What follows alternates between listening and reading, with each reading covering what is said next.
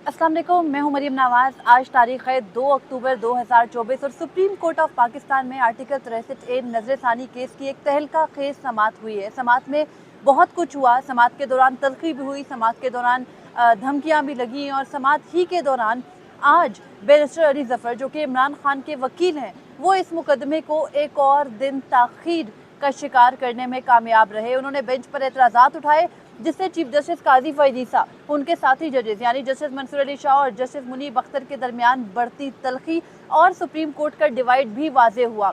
ये भी वाजे हुआ कि चीफ जस्टिस काजी फैज़ ईसा के साथ मौजूदा बेंच में बैठे जजेस उनको ब्लाइंडली सपोर्ट कर रहे हैं और बाकी जजेस के खिलाफ बाकायदा आर्ग्यूमेंट्स दे रहे हैं। ये सब कुछ आज की समाअत में हुआ और बैरिस्टर अली जफर माजी के बरखिलाफ आज तल्ख भी थे और अपनी बातों को कंसिस्टेंटली फॉलो भी करते रहे। हर पॉइंट को उन्होंने आर्टिकुलेट करके जजेस के सामने रखा, जजेस को बताया कि उनको किस किस बात पर एतराज़ है और बिलाखिर कामयाब हुए।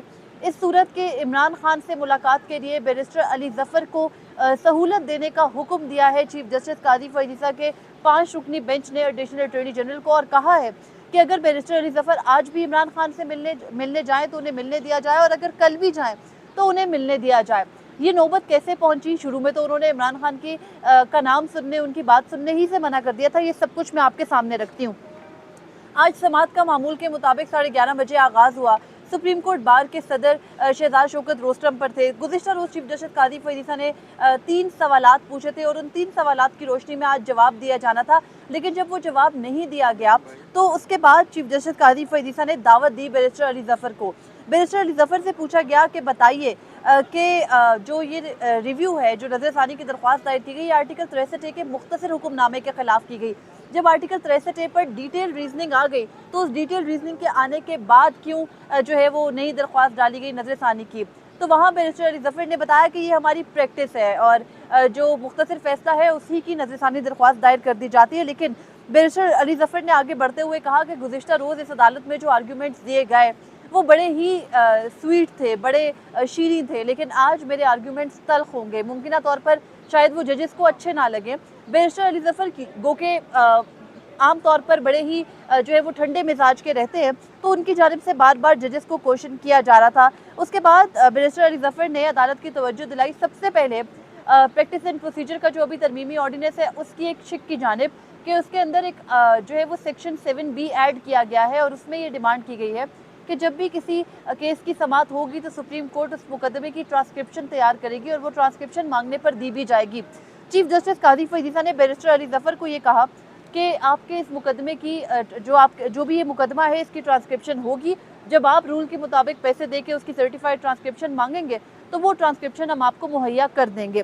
खैर, उसके बाद मामला आगे बढ़ा तो बैरिस्टर अली जफर ने कहा कि मैं अपने जो इस मुकदमे में अगर आप नोटिस कर देते तो मैं अपने जो मेरे मोकिल हैं इमरान खान, उनसे ले लेता हिदायत, और हिदायत लेने के बाद मैं आपके सामने रखता कि उनका क्या मौक़िफ़ था, तो आप नोटिस कर दीजिए। अब नोटिस नहीं किया चीफ जस्टिस काजी फैज़ ईसा ने, ये कहकर कि इस मुकदमे में नोटिस की ज़रूरत नहीं है। खैर, उसके बाद चीफ जस्टिस काजी फैज़ ईसा ये बात कर रहे थे कि अब ये तो नहीं होगा कि हर दिन कोई नई बात की जाए। उन्होंने कहा कि जब हमने गुज़िश्ता रोज़ के हुक्मनामे में, यानी वो कल के अपने ऑर्डर को हुक्मनामा कह रहे हैं जबकि वो एक ट्रांसक्रिप्शन थी, वो हुक्मनामा नहीं कहलाया जा सकता जब 5 जजेस का उस पर दस्तखत नहीं था। तो चीफ जस्टिस काजी फैज़ ईसा कहते हैं कि हमने अपने हुक्मनामे में कह दिया कि जो भी फरीक आएगा, कल की बात कर रहे थे, कल तो खैर 5 रुकनी बेंच था, कि जो भी आएगा उसको हम सुनेंगे इस मुकदमे में। और उन्होंने कहा कि सदर पाकिस्तान ने ये रेफरेंस दायर किया तो क्या हम पाकिस्तान की पूरी आवाम को सुनना शुरू कर दें? खैर, ये बातें हो रही थी और तकरीबन 12:10 का वक्त था जब पाकिस्तान तहरीके इंसाफ से मुंसलिक एक वकील है मुस्तफ़ैन काज़मी, वो अचानक से रोस्टम पर आए। उस वक्त बैरिस्टर अली जफर बार बार यही बात कह रहे थे कि आप मेरी जो नोटिस करने वाली दरख्वास्त है वो नहीं मान रहे, यानी मैंने मान लिया, आपने उसको रिजेक्ट कर दिया। और फिर बैरिस्टर अली जफर ये कहते हैं कि मैंने बिल्कुल ये भी उम्मीद रखी थी कि आप इमरान खान से मुझे हिदायत लेने नहीं देंगे, मुझे आपसे यही उम्मीद थी। अभी बैरिस्टर अली जफर ये बात कर रहे थे, मुस्तफ़ैन काज़मी अचानक से रोस्टम पर आए और उन्होंने रोस्टम पर आकर चीफ जस्टिस काजी फैज़ ईसा को ये कहना शुरू कर दिया कि मेरा ताल्लुक PTI से है और पाकिस्तान तहरीके इंसाफ इस मुकदमे में फरीक है, आप उसको सुने बगैर नहीं फैसला कर सकते। वो जैसे लाउड हुए तो चीफ जस्टिस काजी फैज़ ईसा ने कहा कि ये कौन है? बैरिस्टर अली जफर ने बेंच को कहा कि आप इनसे कहिए कि ये बैठ जाएं। तो उसके बाद चीफ जस्टिस काजी फैज़ ईसा ने उन्हें कहा कि आप बैठ जाए। मुस्तफ़ैन काज़मी ने बात नहीं सुनी।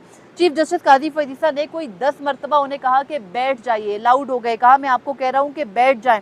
तो मुस्तफ़ैन काज़मी ने इसी दौरान वो बेंच के ऊपर काफ़ी यूँ पॉइंट आउट करके ऊंचा बोल रहे थे। तो उन्होंने कहा कि मैं आपसे कह रहा हूँ कि इस बेंच के अंदर आप जो इस बेंच के अंदर जस्टिस अमीनुद्दीन खान है और जस्टिस नईम अख्तर अफ़गान है, आप तीनों इस बेंच पर नहीं बैठ सकते। और पीटीआई इस मुकदमे में फरीक है, मेरा ताल्लुक पीटीआई से है, वो बार बार ये बात रिपीट कर रहे थे। उसके बाद बेंच जाहिर है कि बरहम हुआ और चीफ जस्टिस काजी फरीद ईसा ने कहा कि मैं पुलिस बुला लूंगा, बुलाए पुलिस को, इस शख्स को अदालत से बाहर निकाले। तो मुस्तफ़ैन काज़मी कहते हैं कि ज़ाहिर आपको तो आता ही है। और वहाँ उन्होंने एक फ्रॉड का लफ्ज़ इस्तेमाल किया, जो मैंने अपने कोर्ट में बैठे साथियों से भी पूछा तो कोई भी कंफर्म नहीं कर सका कि उन्होंने चीफ जस्टिस के नाम के साथ लगाकर ये लफ्ज़ इस्तेमाल किया या यूं ही उन्होंने फ्रॉड का लफ्ज़ इस्तेमाल किया। लेकिन उन्होंने चीफ जस्टिस को कहा, मुस्तफ़ैन काज़मी ने, कि आपका तो काम ही ये है, बुलाएं पुलिस को और निकाले मुझे बाहर। उसके बाद चीफ जस्टिस जब बार बार कहते रहे कि आप बैठ जाएं तो मुस्तफ़ैन काज़मी बैठ गए।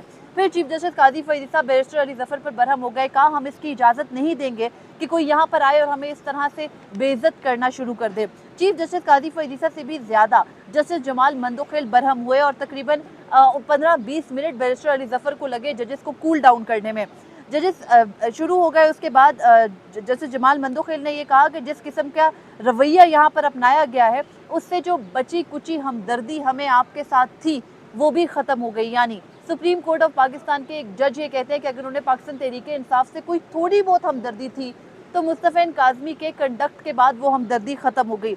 उसके बाद मुस्तफ़ैन काज़मी दोबारा एक मरतबा रोस्टम पर आए और उन्होंने कहा कि आप हमारे खिलाफ फैसला दे के दिखाएं, हमारे बाहर 500 वकला खड़े हैं, हम देखते हैं कि आप हमारे खिलाफ फैसला कैसे करते हैं, हम आपको अपने खिलाफ फैसला करने नहीं देंगे।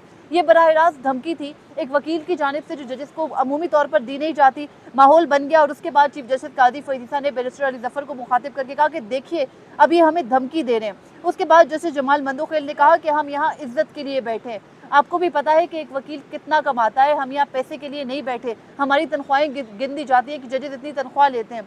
जस्टिस जमाल मंदोखेल कहते हैं कि कोई भी हमें इस तरह से आके बेइज्जत नहीं कर सकता। उसके बाद उन्होंने कहा कि आपको पता है कि आपने यही माहौल पूरे मुल्क में बना दिया। असम्बली में बिलखसूस जस्टिस जमाल मंदोखेल, जिनके बारे में ये कहा जाता है कि उनके अपने भाई भी सेनेटर हैं, वो कहते हैं कि बिलखसूस सेनेट के अंदर भी यही माहौल बनाया गया है कि बस शोर मचा दो, आके इस तरह से बेइज्जत कर दो। उन्होंने कहा कि जस्टिस जमाल मंदोखेल ने कि आपने इस मुल्क को क्या बना दिया। और फिर कहा कि जो मेरे तीनों मेंबर इस बेंच में थे उस ज़माने में, यानी जब हम आर्टिकल 63A का फैसला कर रहे थे तो Justice Bandial, Justice Ijazul Ahsan, Justice Munib Akhtar के बारे में ये कहा जाता था कि वो एक जमात से ताल्लुक़ रखते हैं और उस जमात को फ़ायदा पहुँचा रहे हैं। उन्होंने कहा कि जो उन जजेस के नाक़दीन थे वो आज भी ये कहते हैं कि उन्होंने जो है वो पीटीआई के हक़ में फ़ैसला किया।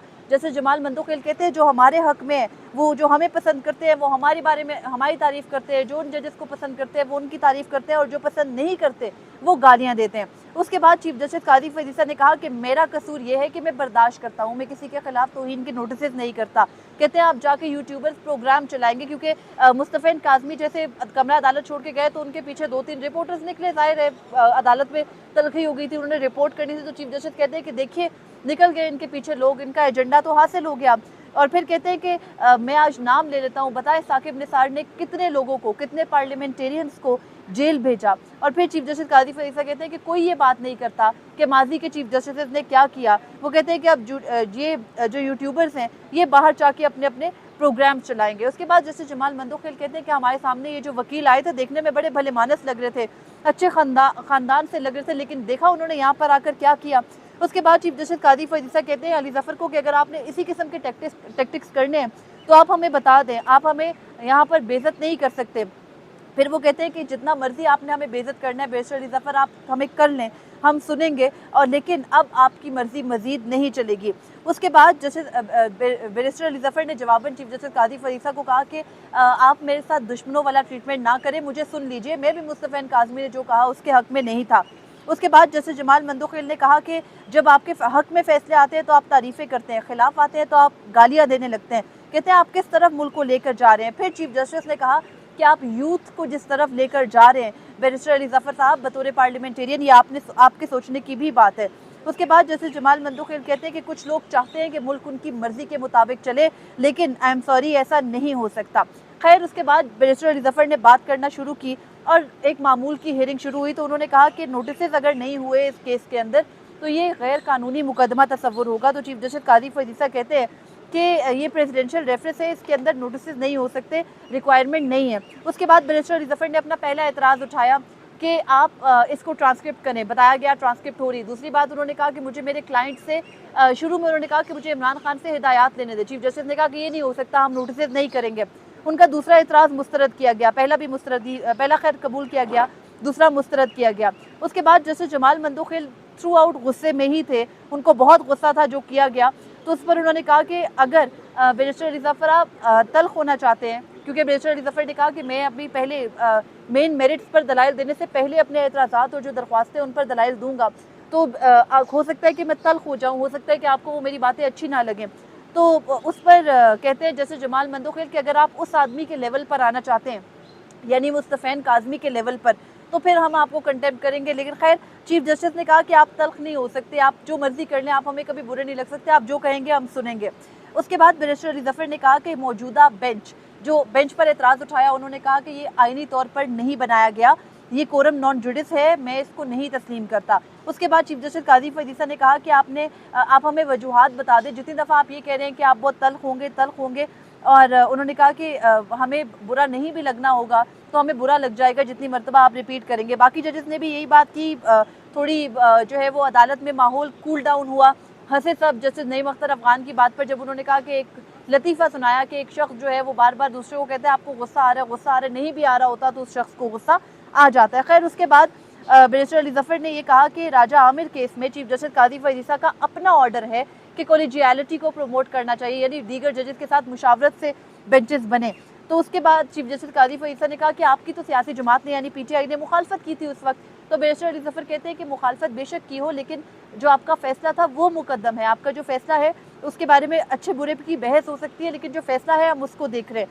उसके बाद चीफ जस्टिस काजी फैज़ कहते हैं कि अगर आज पार्लियामान प्रैक्टिस एंड प्रोसीजर के अंदर कोई कानून ले आए और उस कानून में रद्दो-बदल कर ले, तो मैंने तो उस कानून को मानना है, मैं तो उस कानून को मानूंगा। ये नहीं हो सकता कि किसी जज को कानून पसंद नहीं आए तो उस पर अमल दरामद ना किया जाए। उसके बाद बैरिस्टर अली ज़फ़र ने राजा आमिर केस की जजमेंट पढ़ी और कहा कि आपको अपने सीनियर तरीन 2 जजेस के साथ मुशावरत करना ज़रूरी थी। Justice Jamal Mandokhail direct ordinance जो था, तरमीमी ऑर्डिनेंस, उसके बारे में बात करने लगे। उन्होंने कहा कि ऑर्डिनेंस के तहत जजेस के साथ मुशावरत का अमल तो नहीं ख़त्म किया गया, वो तो मौजूद है, सिर्फ 2 जजेस की जो कंपोजिशन है कमेटी की वो तब्दील कर दी गई है। तो उसके बाद वो कहते हैं कि हम तो उसी जो अब कानून है जैसे जमाल मंदोखेल कहते हैं उसी की पासदारी करेंगे। उसके बाद चीफ जस्टिस काजी फैज़ कहते हैं कि ऑर्डिनेंस क्योंकि हमारे सामने नहीं है तो मैं ये आर्गूमेंट नहीं सुनूंगा। लेकिन बैरिस्टर अली ज़फ़र डट गए, उन्होंने कहा कि आपको सुनना पड़ेगा क्योंकि मैं बेंच पर एतराज़ उठा रहा हूँ। खैर उसके बाद अब थोड़ा सा माहौल बदल गया था। चीफ जस्टिस ने कहा कि ठीक है आप अपना आर्ग्यूमेंट कीजिए। तो बैरिस्टर अली ज़फ़र ने ये कहा कि मैं ये नहीं कह रहा कि उन्होंने कहा कि जो कानून है वो ये नहीं कहता कि 2 जजेस बैठ के मेजॉरिटी में जो भी फैसला कर देंगे। तो चीफ जस्टिस काजी फैज़ बल्कि जस्टिस जमाल मंदोखेल कहते हैं कि मेजॉरिटी तो 2 जजेस की होती है, यही लिखा था प्रैक्टिस एंड प्रोसीजर एक्ट में। तो बैरिस्टर अली ज़फ़र ने कहा कि 3 में से 2 जजेस की मेजॉरिटी, ये नहीं लिखा कि 2 ही जजेस बैठकर फैसला करेंगे, क्योंकि 2 जजेस की टेक्निकली कोई मेजॉरिटी नहीं होती। अगर 2 जजेस मुत्तफिक है तो ठीक, अगर मुखालिफ है तो दोनों बराबर होंगे, तो फिर मेजॉरिटी का कंसेप्ट खत्म हो जाएगा। उन्होंने कहा कि ये मेरा एतराज़ है। और फिर उन्होंने ये कहा कि अगर ये अदालत बाकी इदारों के बारे में ये कहती है कि वो अपने सवाबदीदी इख्तियारात को स्ट्रक्चर करें, तो आप भी अपने सवाबदीदी इख्तियारात को जो है वो बाकायदा तौर पर करें। उसके बाद चीफ जस्टिस काजी फैज़ ने उनके एतराज़ पर जो उन्होंने बेंच पर उठाया था कोई 10 मरतबा कहा कि वी गॉट इट, आप हर बात को ट्रांसलेट ना करें, आगे चलें। उसके बाद बैरिस्टर अली ज़फ़र ने बाकायदा जब ऑर्डिनेंस लाया गया 23 सितंबर से पहले 19 को, उसकी पूरी टाइमलाइन पड़ी कि पहले ऑर्डिनेंस आया, उसके बाद चीफ जस्टिस काजी फैज़ ने बैठकर फ़ौरन से बेंच बना दिए। फिर जस्टिस मंसूर अली शाह ने ख़त लिखा। तलखी वहाँ से बड़ी जब जस्टिस मंसूर अली शाह के ख़त की बारी आई।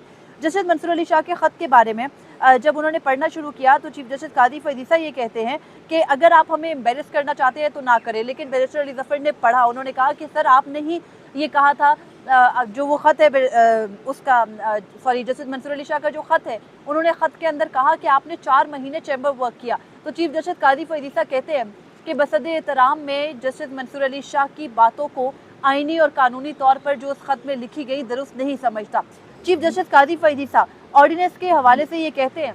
और फुल कोर्ट मीटिंग का जब उनको कहा गया कि आप बुला के अपने मामलात, बैरिस्टर अली ज़फ़र ने कहा कि मेरी तजवीज़ है आप फुल कोर्ट मीटिंग बुला लें। तो चीफ जस्टिस काजी फैज़ कहते हैं कल को कोई कानून बनता है हमें पसंद नहीं आता, क्या हम फुल कोर्ट मीटिंग में बैठकर उस कानून को ख़त्म कर सकते हैं?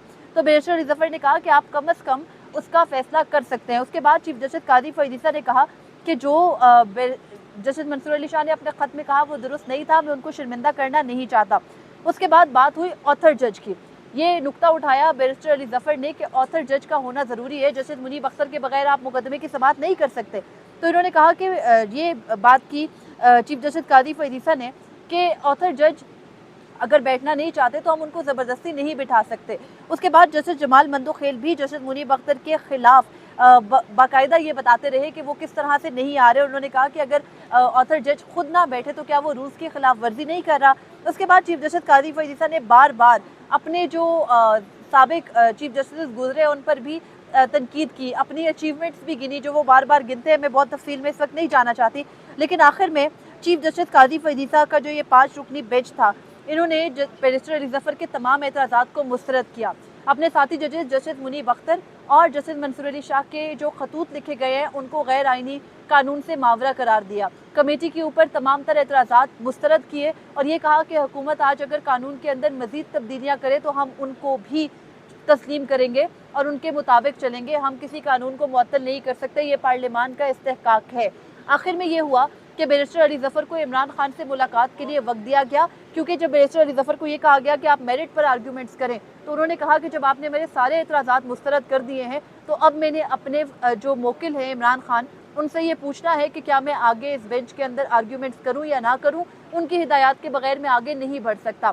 केस की समाअत को कल तक मुलतवी किया गया है, लेकिन आखिर में, बिल्कुल आखिर में, एक तो जो मुस्तफ़ैन काज़मी है उनको नोटिस करने का कहा, जो सुप्रीम पाकिस्तान बार के हैं चेयरमैन